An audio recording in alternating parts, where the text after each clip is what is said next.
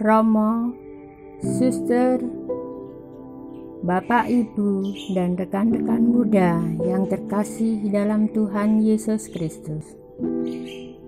Selamat berjumpa kembali dalam renungan harian masa Prapaskah, tanggal 5 Maret 2021, bersama tim Komsos Paroki Santo Petrus, Purwosari, Surakarta.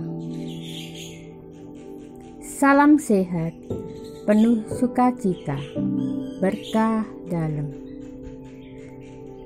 Renungan harian pada hari ini diambil dari Matius pasal 21 ayat 42. Dalam nama Bapa dan Putra dan Roh Kudus. Amin. Kata Yesus kepada mereka, "Belum pernahkah kamu baca dalam kitab suci, batu yang dibuang oleh tukang-tukang bangunan telah menjadi batu penjuru? Hal itu terjadi dari pihak Tuhan, suatu perbuatan ajaib di mata kita." Demikianlah Injil Kristus. Terpujilah Kristus. Saudara-saudaraku yang terkasih, firman Tuhan yang kita terima dari ayat tersebut di atas mengajarkan kepada kita, yaitu di dalam kita bertumbuh dalam Kristus dan berbuah di dalam hidup, kita harus mengalami transformasi hidup. Nah, bagaimana kita dapat mentransformasi hidup itu dalam diri kita? Saudara-saudara yang terkasih, kita tahu Tuhan selalu memandang segala hal itu baik.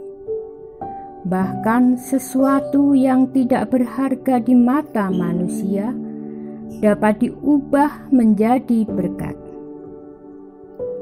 Sebenarnya kita ini berharga di hadapan Tuhan. Tetapi kerap kali kita memandang diri kita dengan pesimistis, rendah diri, mau maju tapi merasa tidak mampu, tidak pantas, bahkan berat hati karena keluarga tidak mendukung. Saudara-saudaraku yang terkasih, renungan pada hari ini ada 3 hal yang dapat kita renungkan. Yang pertama, apakah batu penjuru itu? Dalam ayat 42b dikatakan, batu yang dibuang oleh tukang-tukang bangunan telah menjadi batu penjuru. Hal itu terjadi pada pihak Tuhan, suatu perbuatan ajaib di mata kita. Saudara-saudaraku, batu penjuru dalam pola pembangunan kuno merupakan batu yang utama yang ditempatkan di pojok sebuah gedung. Merupakan batu yang terbesar, paling kokoh, dan paling akurat. Ketika batu penjuru telah diletakkan, batu itu akan menjadi dasar bagi pengukuran lainnya dalam konstruksi gedung tersebut. Semua disejajarkan kepadanya. Dalam Alkitab pun Tuhan Yesus digambarkan sebagai batu penjuru, yang di atasnya gereja berdiri. Tuhan Yesuslah pondasinya, yang menjadi tolak ukur keselarasan kita.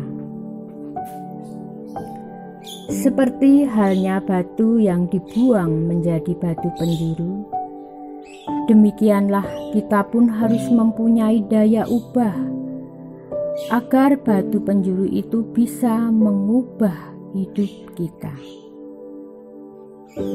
Ketika batu pertama diletakkan sebagai pondasi oleh tukang, seolah batu itu hilang, tidak diperhatikan lagi oleh orang karena tertutup oleh bangunan dan yang lainnya. Orang hanya memuji desainnya, warnanya bagus. Mereka tidak lagi melihat pondasinya. Tetapi ketika terjadi banjir, ada badai, ada gempa, maka orang baru akan menilai, wah, bangunannya tidak roboh, berarti pondasinya kuat, sehingga orang yang tinggal di dalamnya selamat. Batu penjuru yang dibuang menjadi berkat. Renungan yang kedua, apakah kita pun bisa seperti batu penjuru yang dibuang tapi bisa menjadi berkat? Apakah kita pun bisa memiliki daya transformasi sehingga menjadi berkat? Terlebih, kita akan tahu apakah transformasi hidup itu. Transformasi hidup adalah perubahan dalam diri untuk menjadi pribadi yang semakin baik. Transformasi juga dapat dianalogikan seperti metamorfose kupu-kupu. Diawali dari telur kecil yang rentan, berubah menjadi kepompong, menjadi ulat yang menjijikkan, tetapi akhirnya menjadi kupu-kupu yang cantik. Begitupun proses kehidupan manusia. Berawal dari bayi, bertumbuh menjadi anak dan remaja, akhirnya menjadi pribadi yang dewasa. Proses kehidupan pun demikian berjalan, tidak selalu mulus. Kadang sukses, kadang jatuh, bahkan terpuruk. Renungan yang kita terima yang ketiga, sebagai anak Allah, sebagai murid Kristus, apa yang kita lakukan?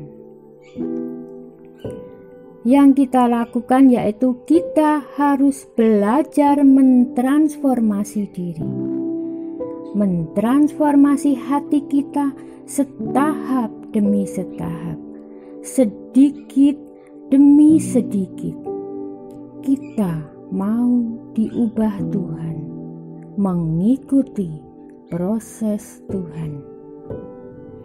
Biarlah hati yang keras, hati yang degil, penuh dendam dan penuh dosa diubah menjadi hati yang penuh belas kasih dan kerahiman. Mengubah cara hidup yang merasa rendah diri, pesimistis, tidak mampu, sehingga seringkali kita mendengar orang berkata, orang menolak menjadi ketua lingkungan,